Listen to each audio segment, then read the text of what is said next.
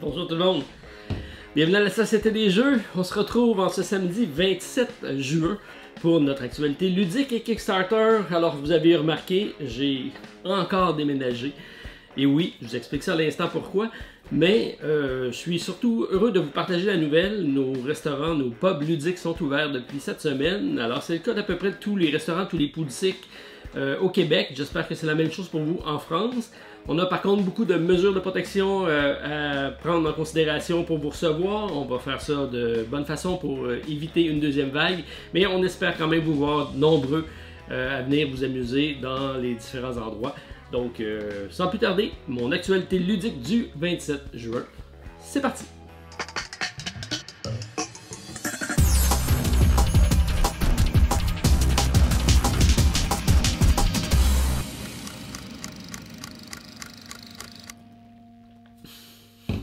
Alors, bonjour tout le monde. Bien content de vous retrouver en ce samedi matin pour partager un café, mais également un petit déjeuner en votre compagnie. Et surtout, mon actualité ludique. Énormément de nouveautés à vous présenter, énormément de jeux reçus. Mais comme vous avez pu reconstater en introduction, j'ai également déménagé pour une deuxième fois en moins de quelques mois mon studio de tournage. Initialement, j'étais au sous-sol et ma fille a réquisitionné le sous-sol pour en faire une chambre. Donc, j'ai dû monter 2 étages avec mes nombreuses boîtes. Alors, je remercie toute la famille qui m'a aidé à déménager parce que c'est là qu'on s'aperçoit qu'on a énormément de boîtes de jeux. J'en avais caché un peu partout dans les différentes pièces, dans les garde-robes, et là quand on se met à sortir ça, à un moment donné on s'aperçoit qu'il y en a partout.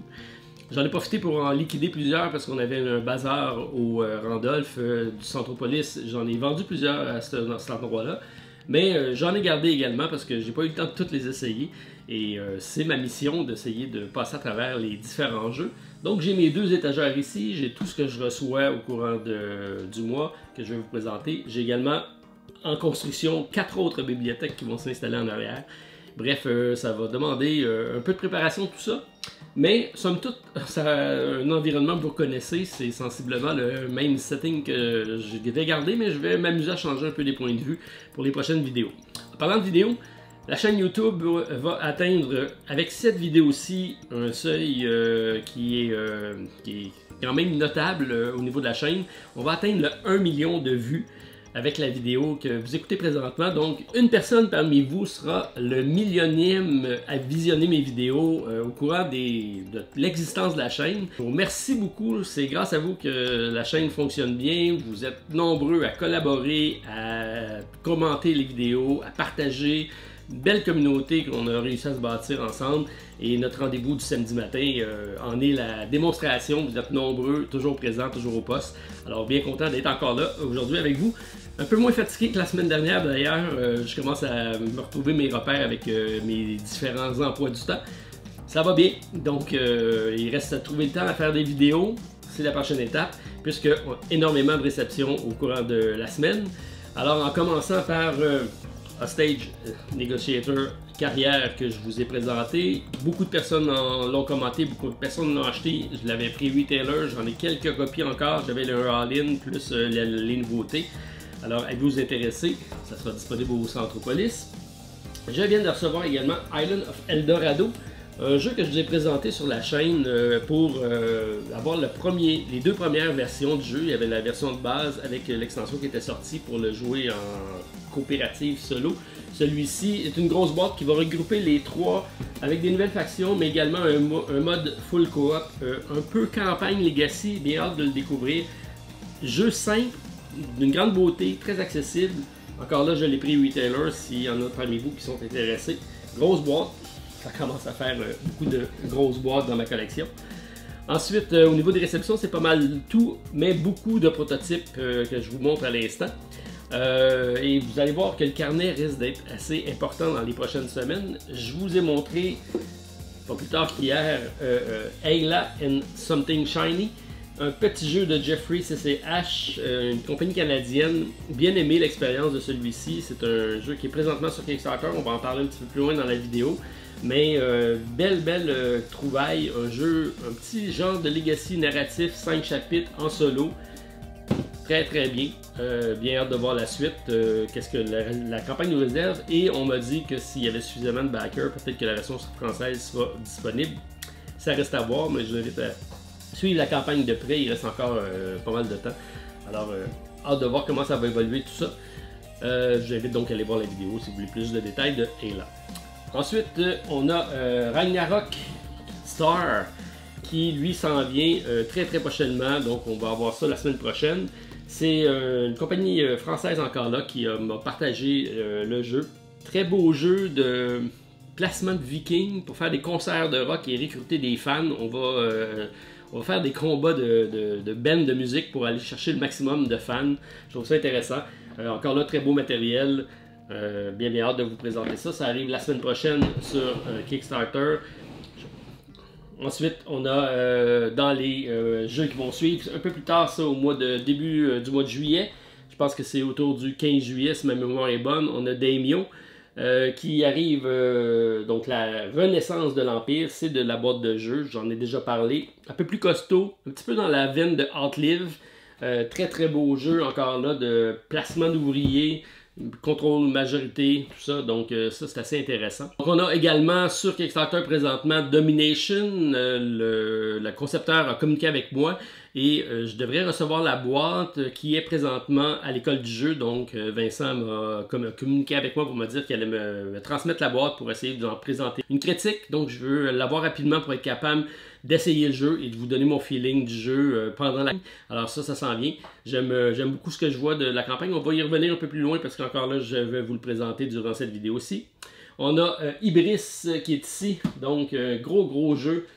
Assez impressionnant comme prototype. On regarde la grosseur de la boîte. C'est immense.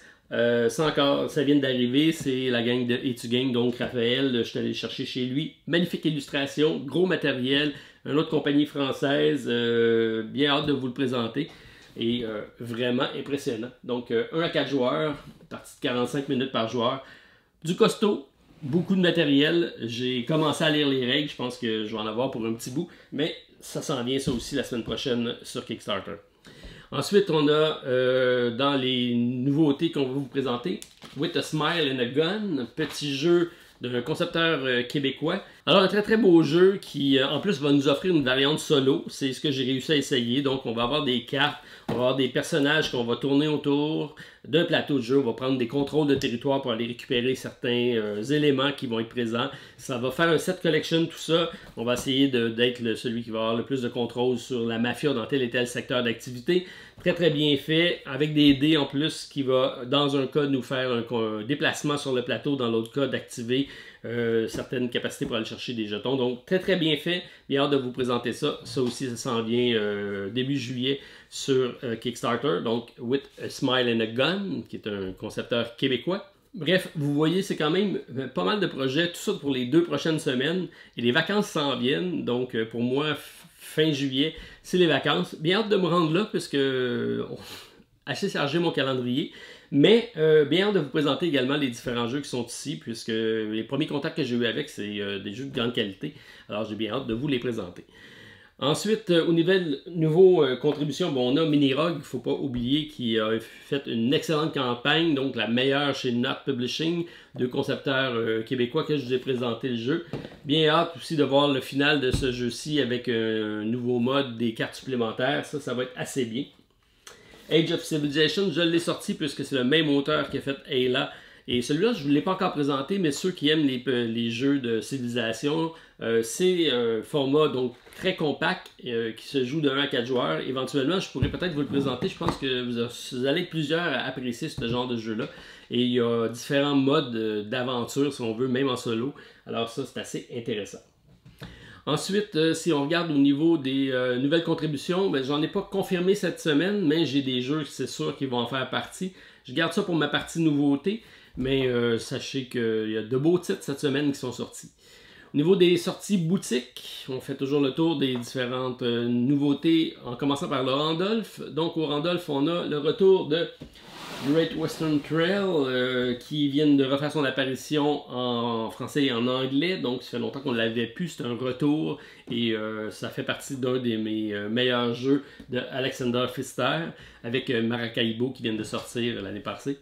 Et bon, celui-ci j'en avais fait également un challenge solo qui a été bien apprécié, donc je vous invite à aller jeter un coup d'œil si vous ne connaissez pas, mais très bon jeu, Great Western Trail. Ensuite, on a comme nouvelle sortie chez Randolph, on a Silver and Gold, un Roll and Write qui vient de sortir en français ce coup-là. Et c'est un de ceux qu'on avait mis en nomination comme meilleur jeu de Roll and Write cette année. Alors, je vous invite également à le découvrir. Ensuite, on a King of Tokyo, qui est un grand classique, mais qui arrive avec la boîte Dark Edition.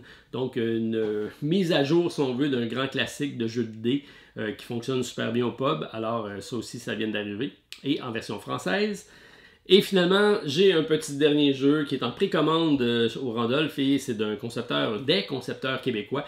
On parle de Quattle, petit jeu de Étienne, un des abonnés de la chaîne. On voit souvent commenter Étienne San comme pseudo, mais c'est Étienne Dubois-Roy, en compagnie de sa conjointe qui est Pascal Brossard. Donc, je les avais rencontrés l'année dernière pour amener le prototype lors de la croisière du Capitaine Maple. Il était en nomination pour les prototypes de l'année. Alors, bien hâte de voir le résultat final de ce jeu-ci avec Quattle. Donc, sachez que c'est en précommande chez Randolph. Au niveau des sorties chez Philibert, donc j'en profite pour dire qu'on a toujours notre lien. Si vous passez par le lien pour faire vos achats, ça donne un coup de main à la chaîne. Ça ne vous coûte pas plus cher, mais ça fait une ristourne pour nous au niveau de vos achats. Et je vous invite également à noter la date du 1er juillet, puisque c'est la date qu'ils vont sortir la nouvelle revue chez Philibert. Je ne sais pas si c'est à chaque mois ou à chaque trimestre, ils font une revue avec les différentes nouveautés et tout ça. Et je vous garde la surprise, mais je vous invite à le feuilleter lorsque ça sortira. Ça peut être intéressant. On a, parmi les nouveautés qui arrivent chez Philibert, on a Bazaar Quest, qui est l'équivalent français de Bargain Quest. Je vous en ai déjà parlé sur la chaîne. C'est un jeu, très beau jeu illustré qui était sorti d'une campagne Kickstarter, qui est accessible lui aussi. On a affaire ici à un jeu de fantasy, mais plutôt que de jouer les aventuriers, on va jouer un tenancier de magasin. On va essayer d'équiper les différents personnages avec de la vente d'armures, d'armes, d'objets magiques et tout ça. Donc c'est très bien fait. Et donc ça arrive en français. Et sachez qu'il y aura éventuellement une extension solo que je vous ai présentée lors de la vidéo qui sera disponible. Un très beau crossover aussi qu'on attend avec impatience, Small World avec Warcraft. C'est une combinaison, je pense, qui va faire un grand hit, un grand succès. Classique que j'ai dans ma collection depuis toujours. Et là, avec la thématique Warcraft, je pense que ça va être assez excellent. Alors, bien hâte de voir ça arriver. Et finalement, et là, c'est une déception pour moi, Tinton Grill, La Chute, qui arrive en août chez Philibert. Et nous, les backers, en français, toujours rien reçu là-dessus. Ça fait déjà presque 6 mois que c'est déjà arrivé en anglais. C'est arrivé au début, à la fin de l'année dernière. Et nous, on n'a toujours rien reçu. J'espère qu'on va au moins avoir nos copies avant le magasin. Alors, on se croise les doigts. Tinted Grill, ça devrait arriver prochainement. Parmi nos titres qu'on a encore sur notre liste pour lesquels j'ai fait des présentations la semaine dernière, on passe en rafale rapidement. On a Terraforming Mars, grand classique, qui arrive avec une version vraiment pimpée, des composantes 3D, très très beau au niveau esthétique. On a ajouté des mécaniques qu'on avait en extension. Bref, il y a une belle plus-value à acheter cette version-là. Seul le bémol, c'est que c'est disponible seulement en anglais. Je sais que ça en frustre plusieurs parce que le jeu est disponible en français, mais la version qui vient de sortir présentement est seulement en anglais. Donc, on va falloir attendre peut-être la version boutique. Mais je risque peut-être de regarder pour en acheter des versions retailer pour les avoir au pub du Centropolis. Donc si ça vous intéresse, vous me le dites. Je pourrais peut-être faire un achat là-dessus. Groupé pour Terraforming Mars, qui va super bien. On est à 14 756 contributeurs. On a franchi le cap des 2,3 millions. Et c'est une campagne qui se termine le 3 juillet prochain. Donc 99$ US, il faut compter 23 à 24$ pour le shipping. Donc un jeu qui va quand même avoir son pesant d'or. Mais je pense que ça fait une belle pièce de collection. Et comme c'est le jeu classé numéro 3, je pense, sur BGG, je pense que c'est quand même une valeur sûre à avoir. Si vous ne l'avez pas, c'est peut-être le temps de le prendre. Et si vous l'avez et que c'est dans vos jeux préférés, je suis sûr que vous allez adorer cette version-ci. De Eldorado, que je vous ai montré tantôt, ici. Age of Eldorado. On a un jeu qui est présentement sur Kickstarter. Ils ont bien fait les choses. Quand ça arrive chez les backers, c'est en même temps sur la plateforme Kickstarter. Et là, on parle de Age of Atlantis. C'est dans les mêmes concepteurs. C'est dans le même esprit esthétique très bien présenté. Et là, on a affaire par contre à un jeu complètement différent, mais il est assez intéressant, je le trouve encore une fois très beau, je pense qu'il va être très accessible, assez abordable, 59$ US et 18$ pour le shipping. Une campagne qui va bien, 2677 contributeurs, on est à près de 200 000 d'accumulés, donc c'est quand même assez bien. Et c'est de 1 à 4 joueurs, ça aussi c'est un plus pour moi. C'est un placement de dés, et ça c'est toujours des mécaniques que j'aime généralement dans les jeux. Alors je suis la campagne de près jusqu'au 19 juillet de la compagnie Eldorado, et on parle de Age of Atlantis. Ensuite, on a Monumental avec l'extension African Empire. Un jeu que j'ai eu la chance d'essayer lorsque la première campagne Kickstarter, on l'avait essayé au LAL. Intéressant comme jeu, c'est un gros jeu à déploiement qui prend peut-être un peu de temps à s'installer, mais les confrontations arrivent graduellement et le gros crash entre les différentes nations est inévitable tôt ou tard. Alors, une espèce de jeu de confrontation, mais dans lequel beaucoup de stratégies s'installent. Et là, on a l'extension qui permet d'additionner des nouvelles empires. C'est de la compagnie Forge de France. Alors, on est à présentement 2977 contributeurs, 16%, 479 000 $ d'accumulés et 5 juillet à la fin de la campagne. On a 55 € pour l'extension, 75 pour la boîte de base, 240 pour le all-in. Il faut compter 12 à 20 pour le shipping. La version française est disponible, c'est ce qui est intéressant. 1 à 4 joueurs, 90 à 120 minutes par partie.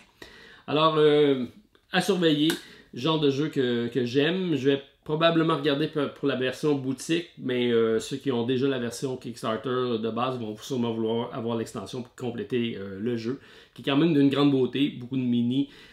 Ça fait tape à l'œil lorsqu'on a ça sur une table, c'est sûr et certain. Et là, je vous en ai parlé, si on revient avec notre petit jeu de cartes ici, donc j'invite à aller voir la vidéo, mais un jeu narratif pour 1 à 3 joueurs, c'est principalement un jeu solo, mais qu'on peut jouer parce qu'on a juste un personnage qu'on va incarner, même si on joue à plusieurs, donc on va prendre des décisions de groupe, mais c'est essentiellement un jeu solo.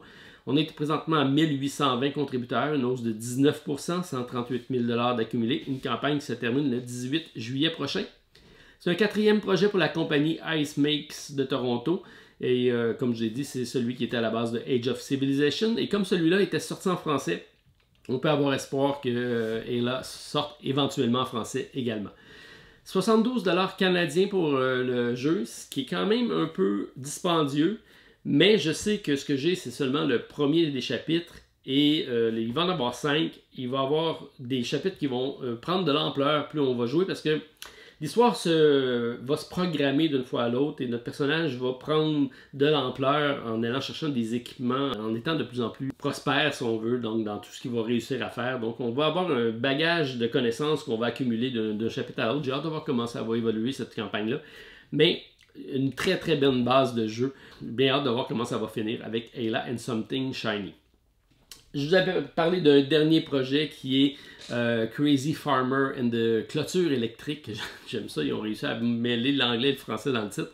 Je ne sais pas qu'est-ce que nos amis américains disent de ça. Moi, ça me fait bien rigoler. C'est un deuxième projet de la compagnie Freaky 42 de France. On est à 309 contributeurs, une hausse de 69%. 26 000 $ d'accumulé, 4 juillet, la fin de la campagne. Abordable, 29 €. Il faut compter 10 à 12 pour le shipping. Version française, évidemment, disponible. Et c'est un 1 à 4 joueurs. J'ai beaucoup aimé la façon qu'ils ont présenté le jeu, les mécaniques intéressantes. Et si vous voulez l'essayer, je pense que c'est disponible sur Tabletopia ou une de ces plateformes qui est en lien directement sur la campagne. Vous pouvez y aller jouer en ligne si vous voulez l'essayer. C'est intéressant, magnifique. J'ai mis ici deux jeux role-player, puisqu'on va en parler plus loin dans la vidéo. On vient de voir Adventure qui sort, et on peut également utiliser les personnages créés dans le role-player pour le jouer dans l'autre jeu, donc ça c'est super intéressant. Et j'ai également ici Getaway Driver de Jeff Beck, puisqu'on a également un jeu qui sort présentement de Jeff Beck, qui n'est pas piqué des verres, donc j'ai bien hâte de vous montrer ça. Alors, comme vous voyez, assez chargé comme semaine, comme qu'est-ce qui s'en vient sur la chaîne à vous présenter. Je vous laisse commenter la vidéo en me disant quel est vos coups de cœur de la semaine. Puis avant de vous quitter, puisque c'est rendu une tradition, on a notre fameux Black Stories, donc ceux qui aiment les énigmes. La semaine dernière, je vous ai présenté Une chance en or et on parle ici de l'édition Polar, donc de livres est souvent adapté au cinéma. Dans le cas présent, c'était le cas. Et dans les indices, on avait « Elle était belle et désobéissante, c'est pourquoi elle ne bougea plus jamais ». C'était assez vague, mais j'avais dit que c'était un lien avec tous les personnages qu'on avait vus depuis les débuts des Black Stories. Donc, ça fait 3 semaines qu'on parle de 007. C'était le cas encore ici. Et c'était Goldfinger, donc un classique de James Bond, avec Ian Fleming au niveau de l'auteur. C'était pas facile. Cette semaine, ça ne sera pas plus facile, mais on est toujours dans le polar et on a concept élémentaire. Élémentaire, mon cher Watson, mais je vous dis, ça n'a pas de lien avec Watson. Alors, 4 hommes moururent de façon très différente, mais néanmoins liés. On a ici 4 cercueils, des croix sur chacun des cercueils, ça vous donne des indices. Concept élémentaire et 4 décès différents mais liés. Différents, et là on parle de livres, et encore là ça a été adapté au cinéma. Je vais vous en donner quelques indices supplémentaires. Les 4 personnages étaient de nationalités différentes. Ensuite, sont morts de façon très différente et tous étaient liés avec un élément de la nature élémentaire. Donc, on parle de la terre, de l'air, du feu et de l'eau. J'en ai dit suffisamment. C'est un classique de la littérature moderne qui a été adapté au cinéma, un auteur très connu. Donc, concept élémentaire. 4 hommes moururent, à vous de voir. En lien à la description ici, il y aura la possibilité d'aller chercher donc l'énigme, la clé de l'énigme, si vous le savez. Vous vous rendez là, vous allez commenter, vous me dites si vous aviez la bonne réponse et on échangera, voir si vous êtes élémentaire, mon cher Watson. Alors, ça complète mon introduction cette semaine. Je me suis laissé un petit peu aller. Tant mieux, c'est le printemps et l'été qui frappent à nos portes. Donc, bien hâte de partir à l'aventure, d'aller en campagne. C'est ma destination de ce week-end. Je vous laisse commenter quelle est votre destination ce week-end. Mais je sais que ça commence ici, à la Société des Jeux, avec la vidéo du samedi matin et mon millionième visionnement, donc parmi vous. Alors, félicitations, merci encore à vous d'être encore à grand nombre et on se revoit très prochainement. Donc, notre spécial de la semaine du 27 juin. On y va avec nos nouveautés et c'est parti. On débute notre liste de suivi cette semaine avec Role Player Adventure, un stand-alone coopératif pour 1 à 4 joueurs du concepteur Keith Matejka. Présentement, 3073 contributeurs pour près de 500 000 $ canadiens d'accumulés. Une campagne qui se termine le 17 juillet prochain. Disponible à partir de 100 $ US, il faut compter 25 $ pour le shipping, mais sachez que le retailer est disponible, alors avis aux intéressés, faites-moi signe. Vos personnages de roleplayer ont été appelés à l'aventure. Dans Monster and Minion, vous êtes allé à la guerre contre les envahisseurs. Dans Friends and Familiar, vous êtes liés d'amitié avec des bêtes sauvages. Maintenant, vos héros sont pleinement formés et endurcis à la bataille et doivent donc défendre le royaume et découvrir le mystère qui se cache au cœur des terres abandonnées. Roleplayer Adventure est un jeu de plateau coopératif pour 1 à 4 joueurs dans le monde de Roleplayer. Les joueurs habitent des personnages, font face à des défis, prennent des décisions qui changeront l'histoire au fur et à mesure qu'ils progressent à travers les 11 chapitres de l'histoire, incluant une quête secondaire complètement rejouable. Adventure ne nécessite pas le jeu de base, ni aucune des extensions pour y jouer. Par contre, vous pouvez tous les utiliser pour personnaliser vos personnages et les utiliser à même le nouveau jeu. J'aime la franchise de Roleplayer, la possibilité d'utiliser des personnages créés à même les précédents jeux. J'aime moins un côté narratif complètement en anglais, cher un peu, mais par contre beaucoup de matériel à l'intérieur de la boîte. Alors résultat, j'attends vos commandes. Exactement le genre de jeu qui va s'additionner à ma collection, assurément. Alors, une histoire à suivre avec Roleplayer Adventure. Ground Control, this is Commander Banerjee aboard the International Space Station. J'ajoute également le jeu Intrépide, un jeu coopératif asymétrique hautement stratégique de survie à bord de la station spatiale. 2580 contributeurs, on est à près de 200 000 $ canadiens d'accumulés. Une campagne qui se termine le 9 juillet prochain. C'est un 4e projet pour Jeff Beck, celui que je vous ai présenté en ouverture avec Getaway Driver. Un seul prix, 60 $ US, ça l'inclut l'extension. Et c'est de 1 à 4 joueurs, 60 à 90 minutes par partie. C'est un placement de tuiles avec des scénarios multiples et des pouvoirs variés. Intrépide est un jeu de survie à 220 000 au-dessus de la Terre à bord de la Station spatiale internationale.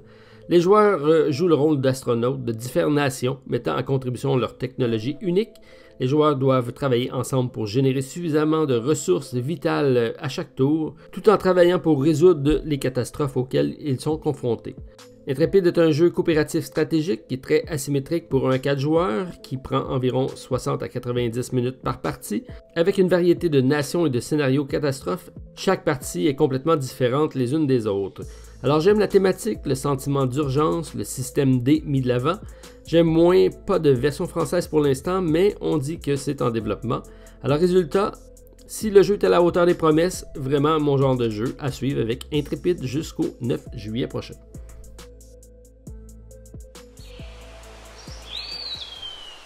Et on poursuit avec le jeu Canopy, un très beau jeu de repêchage de cartes, de tableau building et de collection d'ensemble pour 2 joueurs, magnifiquement illustré par Vincent Dutray. On est présentement à 1619 contributeurs, 56 000 $ d'accumulés et une campagne qui se termine le 10 juillet prochain. Canopy est un jeu dans lequel 2 joueurs s'affrontent pour cultiver la forêt tropicale la plus abondante. Alors un beau jeu magnifiquement illustré pour les amoureux de nature et d'art. Alors à partager avec un ami ou en couple avec Canopy jusqu'au 10 juillet prochain.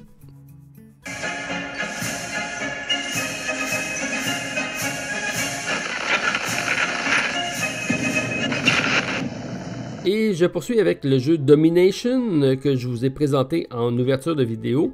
On parle ici d'un jeu de stratégie asymétrique en équipe pour 2 à 4 joueurs. Alors merci à Adrienne Tursinski de chez Phalanx qui a eu l'amabilité de me faire parvenir le prototype. Je l'attends pour vous en faire une démonstration. Présentement 660 contributeurs, 73 000 $ d'accumulés. 14 juillet, la fin de la campagne, disponible à partir de 28 livres jusqu'à 88 pour le all-in. On parle de 12 à 15 livres pour le shipping. Pour des parties de 90 minutes, un jeu facile à apprendre mais offrant une grande variété de stratégies. La nouvelle tendance chez les wargames, présentement appelée les War2, on parle d'un mélange de wargame et de jeux de plateau, rendent le tout plus accessible. C'est une gestion de main de cartes, de contrôle des territoires pouvant être joué en campagne.